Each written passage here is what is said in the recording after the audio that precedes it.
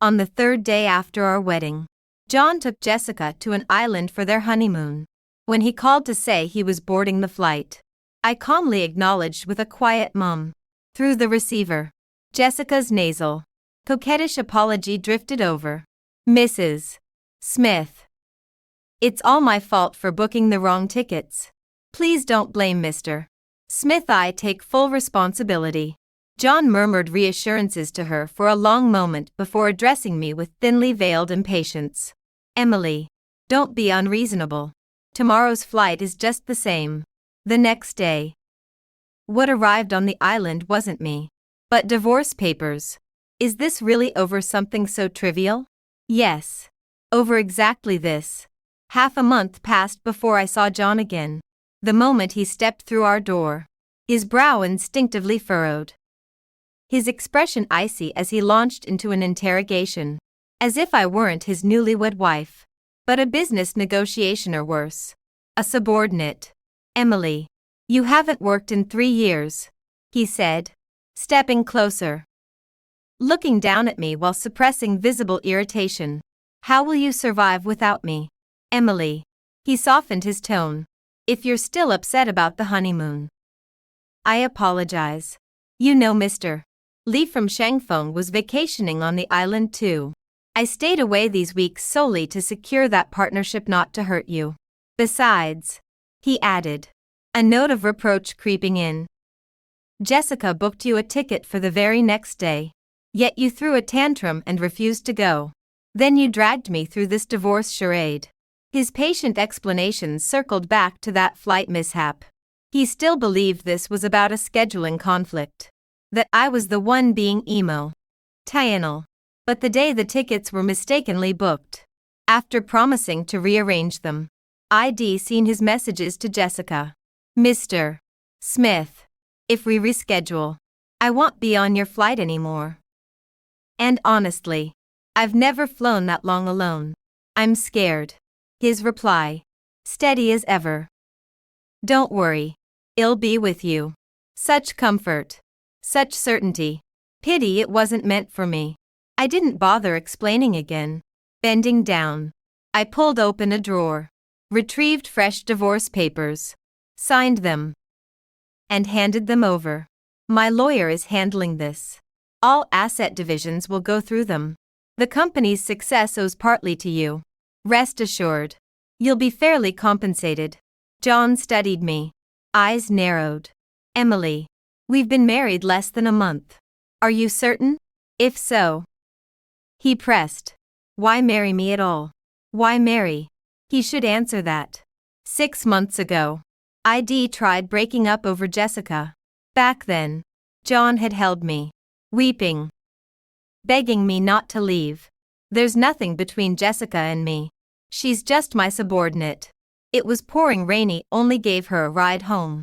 Felt bad for her. I swear on my life, it won't happen again. Emily, please. I love you. To prove it, Head transferred Jessica to a subsidiary and hired a male secretary, a move that became office gossip. Then, within 5 months, proposal, engagement, wedding. John orchestrated it all urgently, weaving illusions of rekindled love, of a sweet, storybook marriage. Hence our wedding. Barely 2 weeks prior. I admit 8 years together isn't easily forgotten. Part of me still clung. And John should be grateful humans can cherish the past.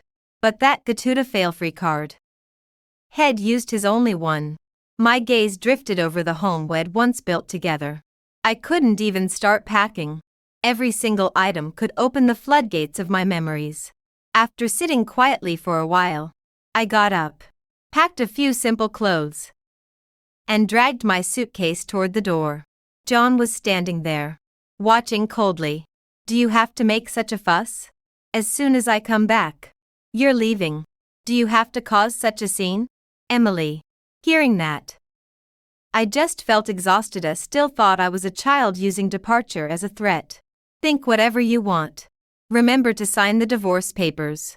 With that, I turned and left, abandoning the house I'd painstakingly decorated and the 8-year relationship I'd carefully nurtured. He thought I didn't know that. The day after our wedding, John couldn't wait to transfer Jessica back to his side. He thought I couldn't see the dense chat logs over the past year, which had long crossed the boundaries between boss and subordinate. He thought I didn't know that the day we flew to the island was Jessica's birthday, and they'd shared a suite that night. Oh, right. And Jessica had already sent me photos of John covered in hickeys from that evening. What should have been my honeymoon was experienced by someone else in my place and broadcast live on social media. She seized that perfect chance for provocation quite well, but just a man who changed his heart let her have him. Yet clearly, Jessica wasn't about to let me off easy. Emily. What a coincidence. I didn't expect to run into you at the hospital. Did you get sick from arguing with Mr. Smith lately? She said, deliberately holding up her ultrasound report. Mr. Smith is really something. I just got pregnant, and he's already making me come for checkups. Afraid the baby might suffer. Seeing I didn't respond, Jessica pressed on, thinking she was winning. By the way, Emily, I have to thank you for decorating the house so perfectly. Moving in has really lifted my spirits. I raised my eyes. Are you done? Perhaps my silence during these provocations gave her the illusion she was on top. But too bad I'm no pushover. I hadn't confronted her only because I looked down on her and feared demeaning myself. But since she came dancing right in my face, there was no need to hold back. Slap. I slapped her across the face. She stood frozen for a long moment. You hit me. How dare you? I looked down at her disdainfully. Just because. As long as the assets aren't divided. Still Mrs. Smith. You haven't even taken my place yet. But you couldn't wait to give yourself away. How classy is that? Watch out. Or I might grit my teeth and not divorce. You'll never climb that ladder. And you'll move out the same way you moved in. Not expecting me to be so tough. Jessica was left speechless, her face flushing red. Oh. Right. That designer bag you're carrying. Those lambskin shoes you're wearing. Even the money for this check you bit should all be from John. Shouldn't it? That's all marital property. Thanks to the photos you sent me. It's enough to prove John's marital infidelity. If you want to crawl into a man's bed, that's your business. But I suggest you stop disgusting me. Otherwise, if I ever decide to settle this score seriously, you won't handle the fallout. And one more thing. What you stole was my troubles. Not my man. Jessica was dumbfounded. The face twisted with jealousy and fear. No longer holding any trace of the smug superiority from before. After confronting Jessica, I felt great. But when I turned around, I saw John with red-rimmed eyes outside the door. After returning from the hospital, John kept contacting me. But I didn't give him a chance to explain. The constant phone harassment made me block him. Being alone was depressing. I randomly bought a plane ticket and went to an unknown small town. Since I started dating John 8 years ago, I lost the right to think for myself. Because of various reasons John gave. He couldn't marry me. Yet he made me live the life of a housewife early on. I cooked well, provided thoughtful emotional support, and was the devoted wife who stuck with him through hard times. In John's circle, everyone said he had a virtuous wife, but they didn't respect me much. I once heard John's friend express regret for him. What a pity. John, you're so young and already living a monotonous life. Your wife is virtuous, but she's so boring. Apart from asking what you eat and wear every day, there's no novelty at all. Aren't you bored? How about I introduce you to someone interesting? I recently interviewed a new secretary. Super hot and energetic. 100 times prettier than Emily. What do you say? Want me to hook you up? I didn't hear clearly what John answered. But after that, Jessica came to his side as a secretary. After finding a place to stay, I began to calmly reflect on the past few years. Many details I had overlooked surfaced in my mind one by one. This relationship was only genuine in the first few years. Perhaps even I didn't realize that it had deteriorated long ago. From the moment I lost myself and only had John in my eyes, I had already fallen into a disadvantage and willingly plunged into the abyss. This abnormal way of interacting couldn't last long. Thinking this way, I drifted off to sleep. But this sleep was restless. I had many bizarre dreams. There was playing and laughing with friends at age 10. There was the resentment when my father brought home a stepmother at age 12. I realized I had no home. There was the awe when I first met John at age N. In a teen. There was the exhaustion when John wanted to start a business at age 20. And I worked 3 jobs a day. There was the happiness at John and my wedding at age 26.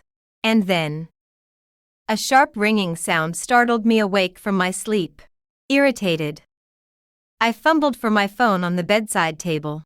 An unfamiliar short number. I pressed answer, and a polite inquiry came from the other end. Is this Mrs. Smith? I'm a nurse from Second People's Hospital. It's like this. Last time you accompanied your husband for a checkup, and it was found that there's a shadow in his stomach. To be safe, we recommend that Mr. Smith come to the hospital for a detailed set of tests. The nurse's voice was pleasant. My fingers gripping the phone tightened with a bit of worry. But then I reacted with an unspeakable self-mockery and fatigue. Not long ago, he mentioned frequent stomach discomfort. I cajoled and coaxed him until John reluctantly carved out half a day for a checkup. Gazing at the sunlight evenly spread outside the window, I said softly, I'm sorry. We're divorced. Please direct this question to John himself. Ah. The nurse sounded awkward. Could you please provide Mr. Smith's contact number? We only have your mobile number on file. I recited John's number from memory, apologizing to the nurse again. I raised my hand and ended the call. I don't know what John was thinking, calling to harass me while his new partner was right beside him. After blocking him, he just used different numbers. This wishy-washy indecisiveness was exactly what John would pull in relationships. The call connected, met with silence for several seconds. Just as my patience wore thin and I prepared to hang up, John's voice came through. Emily. He murmured my name. About the hospital that day. It wasn't what you think. I can explain. First, John. I cut him off. We really don't need to revisit this. Save your explanations for your next wife, Emily. I'm not giving him a chance. I continued.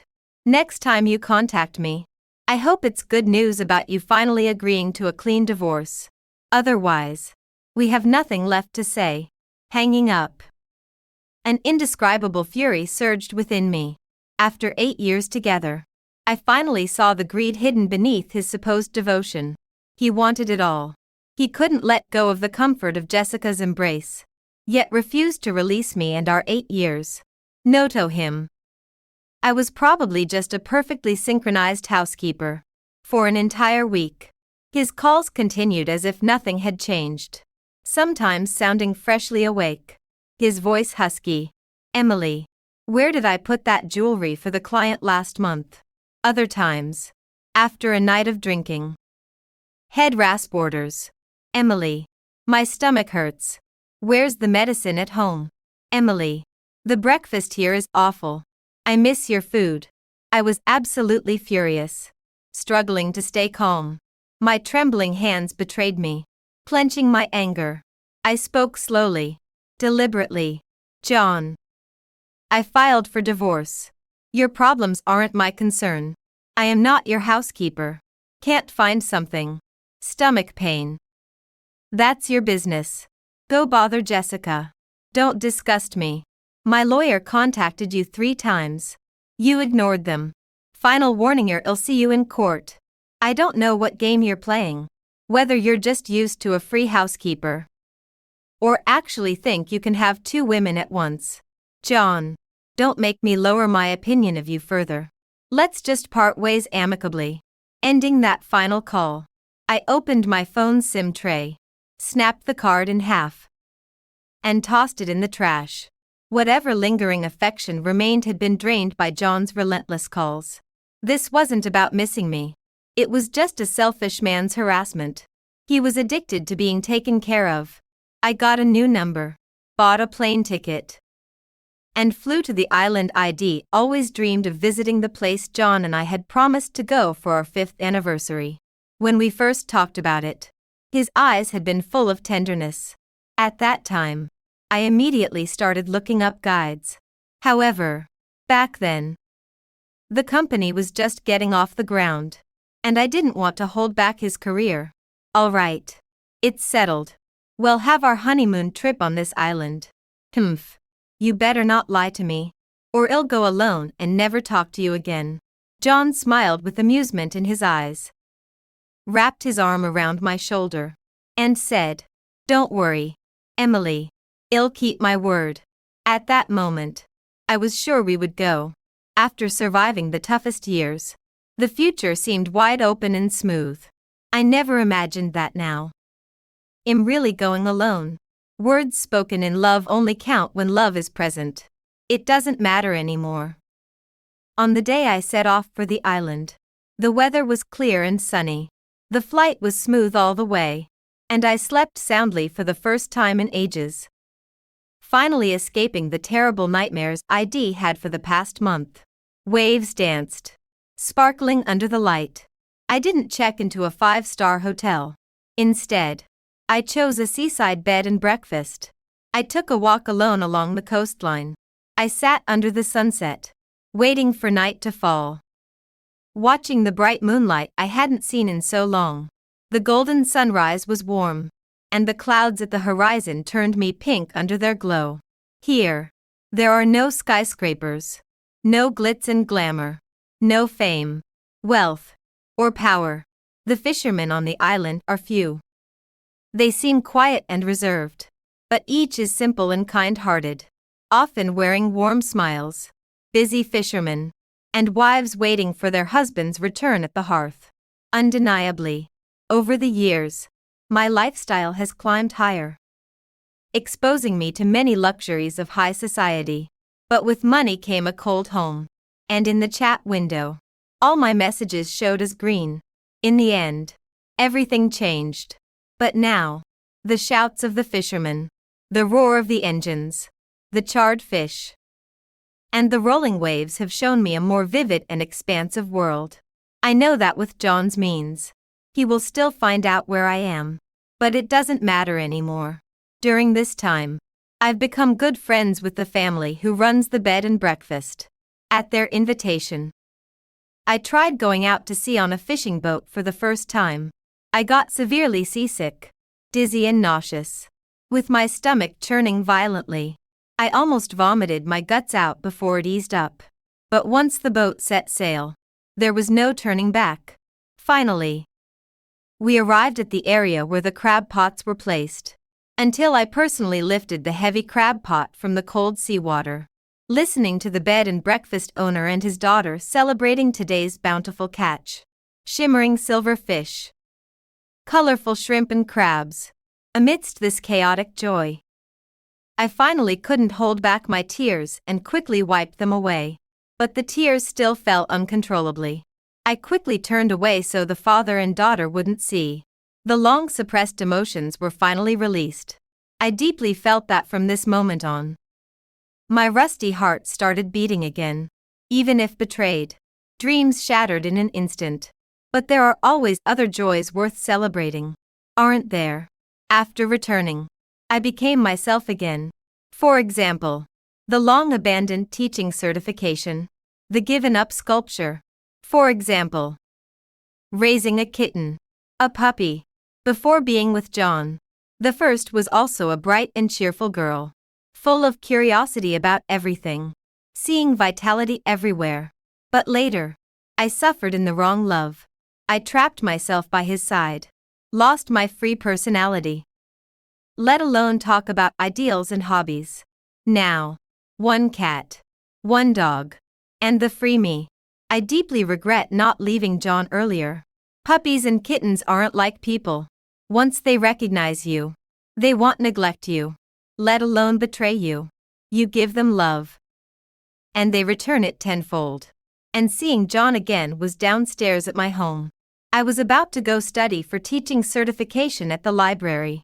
Opened the door and saw John standing at the entrance. In his hand, he was holding a document. Agree to the divorce. I sat opposite John. With a hint of relief in my tone, John was looking around my home. Finally, his gaze fixed on the cat basking leisurely on the windowsill. Hearing my words, he snapped back to attention. Emily, seeing you doing well. I'm relieved. I frowned. Don't dodge the question. No. Emily. I don't want a divorce. John. The first looked directly at him. Do you remember what I said last time? Don't make me despise you more. I won't turn back. Can't you understand? John lowered his head slightly. I can't live without you. Emily. I laughed. What about your Jessica? Are you willing?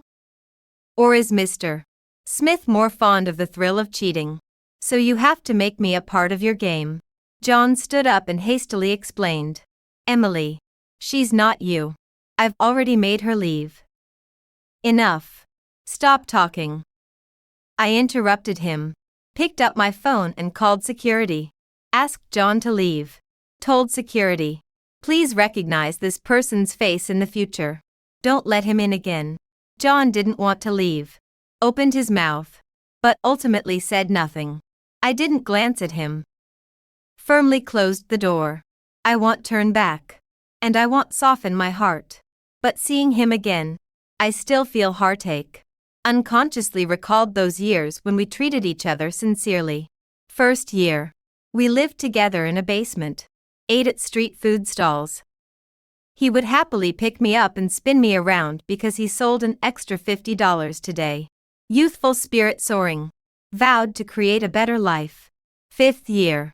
Our company expanded from a small storefront to occupying one floor in a building. And eventually to taking over an entire building. He promised to give me a grand wedding and marry me in a splendid ceremony. In the 7th year, he hired a new secretary and started frequently attending social events. Not coming home at night. Are you coming home for dinner today? I made your favorite perilla porridge. Still in a meeting. Why aren't you replying? John. What exactly are you doing? Who is that woman? Why did she get out of your car? No response. After the security guard wouldn't let John in. He bought an apartment in the same complex but a different building. He began appearing more brazenly at my doorstep. When he saw me come out, he quickly handed me a bowl of hot porridge. I learned to make perilla porridge myself. Try it and see how it tastes. Sometimes he would wait at the door to walk my dog. I coldly walked past him, ignoring him completely. The neighbor across the hall observed for a long time and noticed a man often lurking suspiciously at my doorstep. She enthusiastically called the police for me. When the police arrived, John said he was my husband. But the neighbor across the hall looked skeptical. If he's your husband, why is he sneaking around? He must have bad intentions. I told them truthfully. This is my ex-husband who cheated on me. The police officer looked at John with a complicated expression. If you knew this would happen, why did you do it in the first place? They gave John a verbal warning and let it go, since waiting at the door didn't warrant detention. But the neighbor across the hall felt indignant for me. She added my contact information, and every time John blocked the door, she would alert me in advance, telling me not to go out. I was very grateful and told her it was fine. It's all in the past. If he wants to wait, let him wait. I don't care. The company grew larger and larger. John didn't have time to harass me constantly. Many times, I could hear him handling business outside the door, taking call after call. Among them were calls from Jessica. John would answer with just one sentence. I told you. Stop bothering me.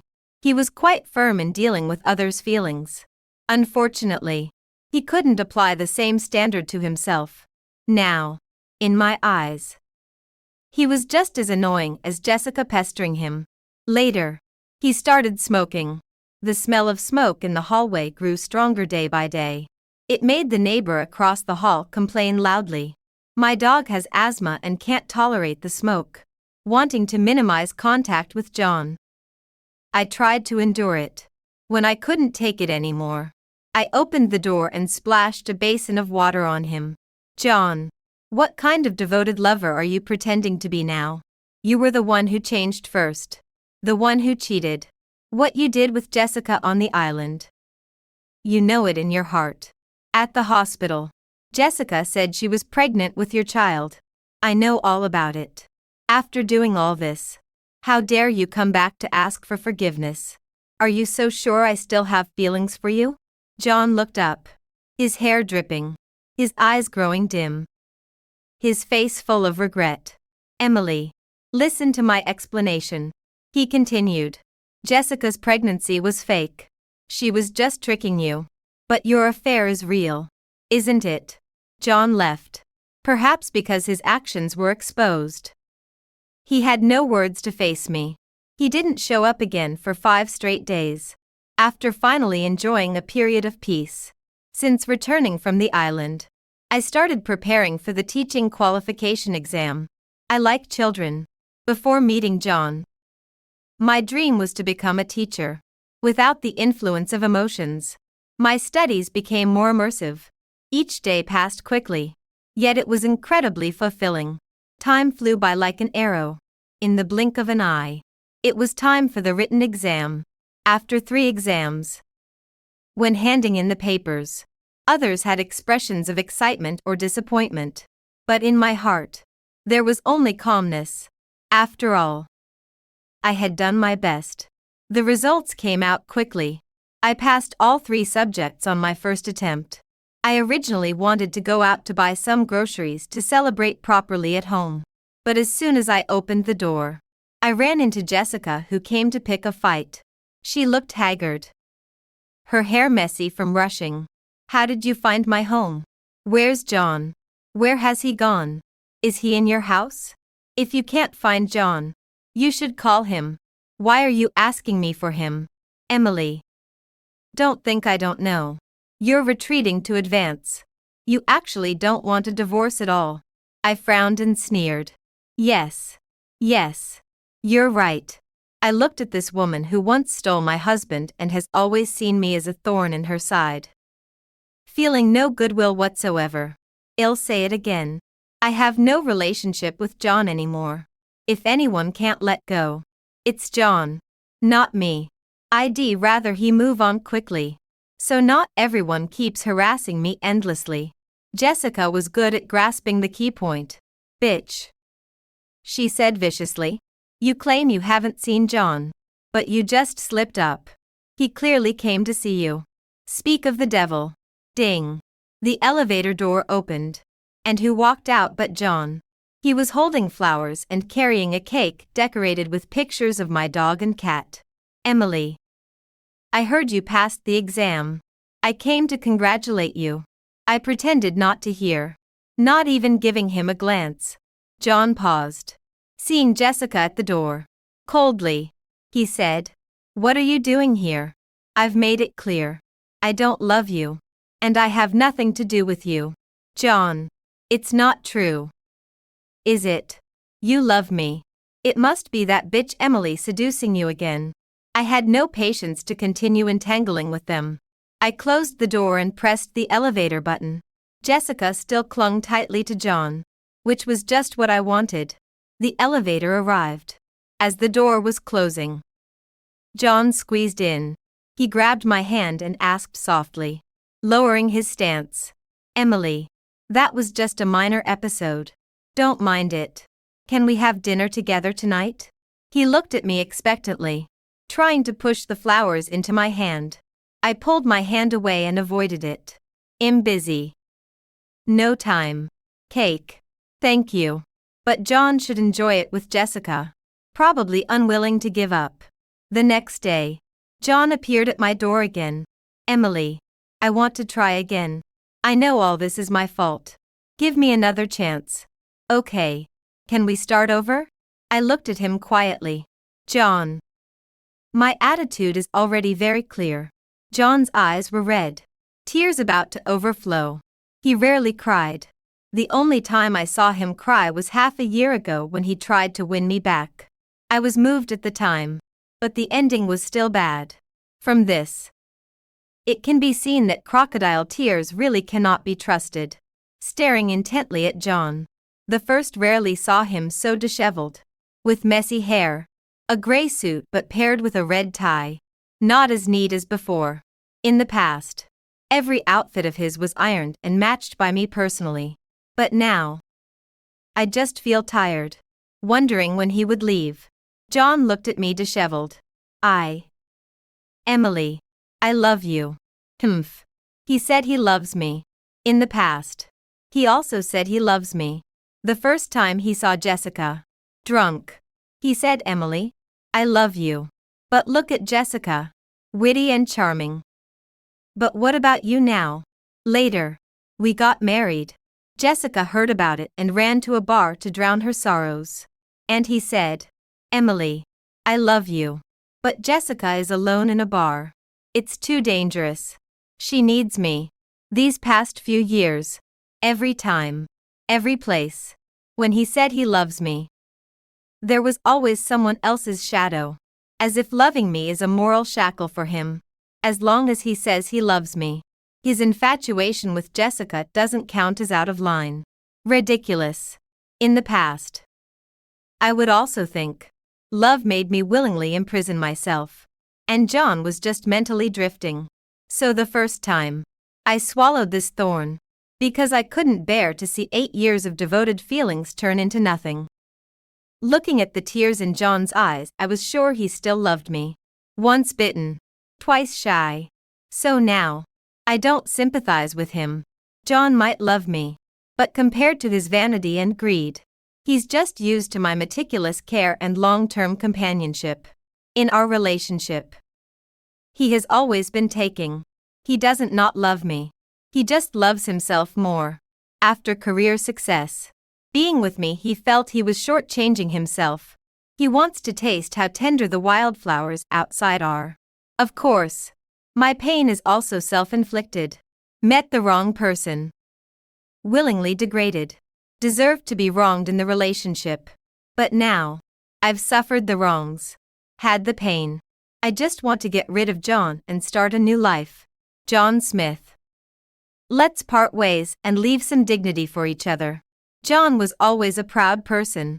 He understood my words and saw my attitude clearly.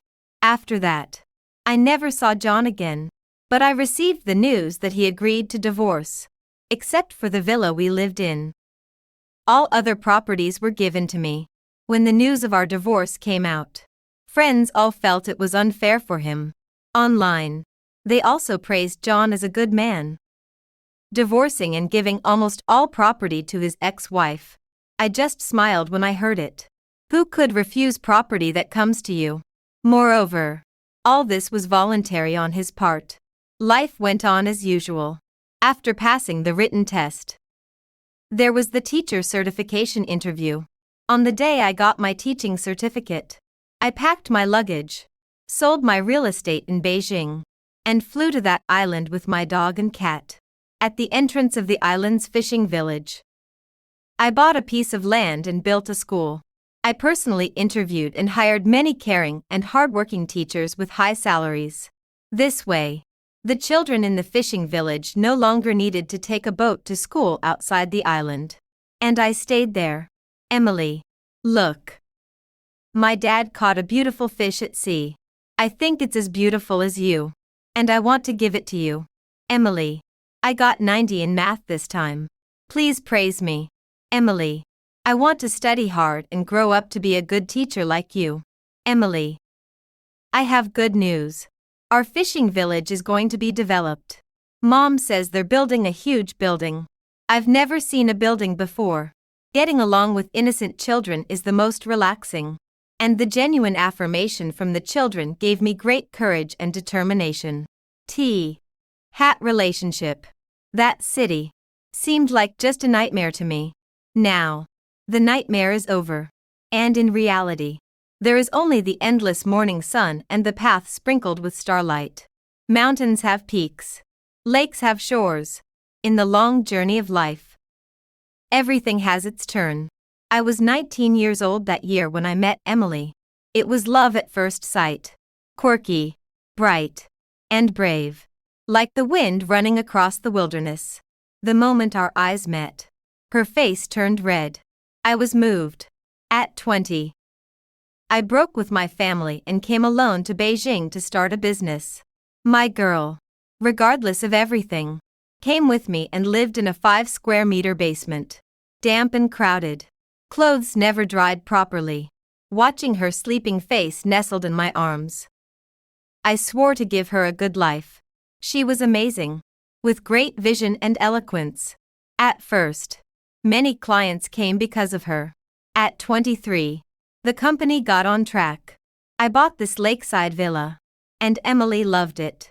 After the company stabilized, I felt sorry for her and let her stay home to focus on being a full-time housewife. Securing the home front. On that anniversary, I asked her where she wanted to travel.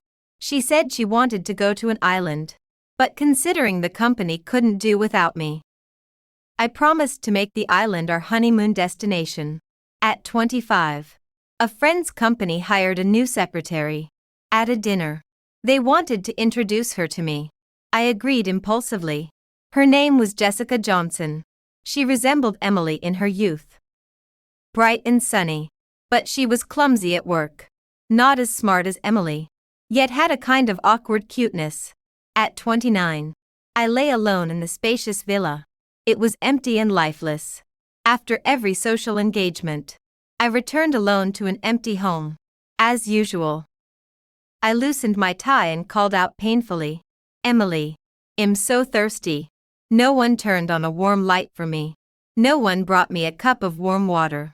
There was no more morning perilla porridge. Only endless darkness and silence answered me. At that moment, overwhelming regret suffocated me. Once again, I picked up my phone and habitually booked a flight to the island. I had the driver take me to the airport and just sat there, waiting for the earliest flight the next day. Emily didn't know. Actually, over the past years, whenever I missed her, I would go to the island to secretly watch her. Watching her laugh heartily at school. No longer my caged bird, but a free eagle soaring. Just like when we first met. At 31, Emily got married. I had someone check. He graduated from a top 3 university in the country. Came from a well-off family. Was emotionally stable. And she met him while traveling. Later, that guy followed Emily and also came to teach in the fishing village. They often walked along the coastline in the evening. Tranquil sunlight fell on them, making them look perfectly matched. As for me, I spent most of my time on the island that half-year, secretly watching their happiness. Like a dark rat, peeping into others' lives. I knew it wasn't right, but I couldn't help it. At 36, Emily gave birth to a daughter who looked like her. Later, as the girl grew a bit, she was the spitting image of her. Emily seemed to have completely forgotten me. I gathered the courage to greet her, but she looked at me like a stranger. We passed by without any pause. After that, I never inquired about Emily's news again.